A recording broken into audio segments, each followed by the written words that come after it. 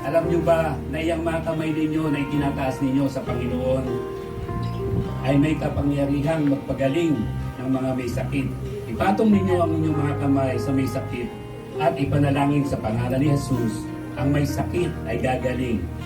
Totoo po yun. Marami po ako naranasan ito. Yung mga himala ng Panginoon ako. Sino po yung may karamdaman na ipanalangin ko, naroon po yung daloy ng kapangyarihan ng Panginoon sa aking mga kamay. Yun po ay sa pangalan ni Jesus, hindi po sa akin. Yung pagpapala po ng Panginoon sa akin, araw-araw po, libo po yung kinikita ko dahil napakarami ko pong service, napakaraming pasahero na ibinigay sa akin ng Panginoon.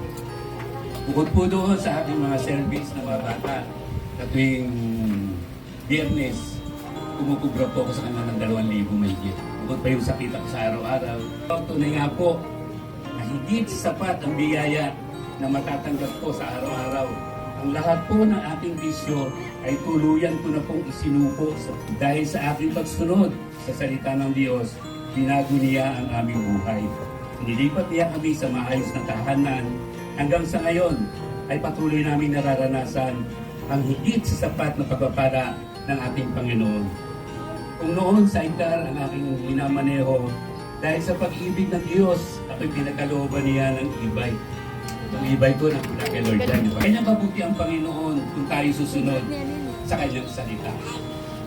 Kaya kung tayo po ay makikinig sa salita ng Diyos, kung tayo po'y nagbabasa ng Biblia, sundin po natin kung ano yung mga nakakala doon. Doon po natin mararanasan yung pagpapala at biyaya na ibibigay sa atin ng Panginoon.